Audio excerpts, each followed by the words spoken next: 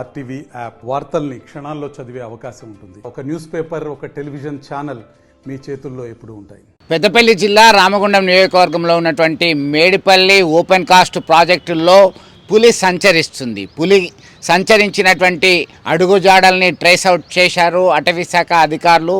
Tadoba reserve forest నుంచి గోదావరి లోయ వెంపడి దాని సంచరణ ఉంది అని నిర్ధారించడం జరిగింది.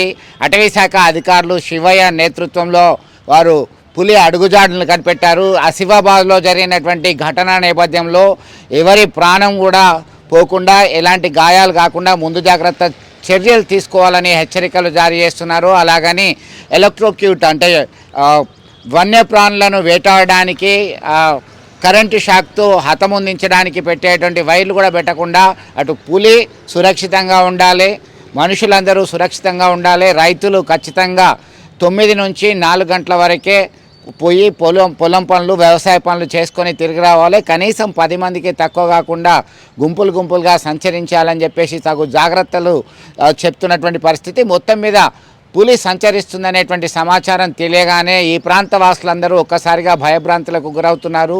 ఖచ్చితంగా పులిని పట్టుకోవాలి అని కోరుతున్నటువంటి పరిస్థితి. పులి అడుగుజాడలు నిర్ధారించిన తర్వాత ఈ ప్రాంతంలో ఒక రకమైన భయాందోళన నెలకొందడంలో సందేహం లేదు. వారం రోజుల నుంచి మనకు మంచిర్యాల జిల్లాలో మన ఫారెస్ట్ స్టాఫ్ మొత్తం ఈ టైగర్ అనేది మనకు తడోబా టైగర్ రిజర్వ్ నుంచి వచ్చిన దాని మీద వాళ్ళు ట్రెక్కింగ్ చేసుకుంటూ వస్తున్నారు. దాన్ని ట్రాక్ చేసుకుంటూ వస్తున్నారు. దాదాపు ఆల్మోస్ట్ వారం రోజుల నుంచి మనకి ఈ చుట్టుపక్కల అంటే మనకి గోదావరి అవతల మంచిర్యాల జిల్లాలో వస్తుంది. ఇది ఆల్మోస్ట్ వాళ్ళకి ఒక 2-3 రోజుల నుంచి మాత్రం ఈ గోదావరి దగ్గరికి వచ్చేసి అడుగులు వస్తున్నాయి, మళ్ళీ అది వెనక్కి వెళ్తున్నాయి.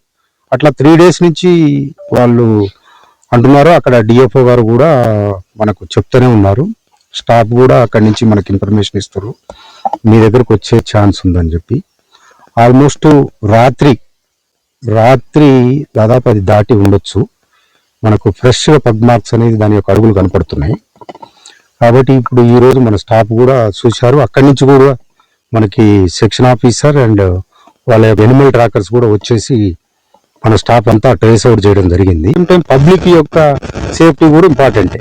పబ్లిక్ ఎటువంటి వాళ్ళు కూడా రిస్క్ తీసుకోకుండా మాత్రం ఖచ్చితంగా ఈ పొలాల దగ్గరికి పోతుంటారు, ఎక్కువ ఒంటరిగా పోతుంటారు. అట్లాంటి వాళ్ళని కొన్ని మనకి ఆసిఫాబాద్లో కూడా ఇన్సిడెంట్లు అయినాయి, అట్లా యాక్సిడెంట్లు అయినాయి, చనిపోయారు. కాబట్టి అట్లాంటి ఇన్సిడెంట్లు ఇక్కడ ఏం జరగకూడదు. అందుకనే మనం ప్రికాషనరీగా మన ఊళ్ళో కూడా అవేర్నెస్ అనేది మనం చేస్తున్నాం. ఆల్మోస్ట్ ఇప్పుడు లింగాపూర్, మేడిపల్లి, ఆల్మోస్ట్ ఈ శివారు ప్రాంతాలకు కూడా మనం ఇన్ఫర్మేషన్ ఇచ్చినాం, టామ్ కూడా చేపిస్తున్నాం.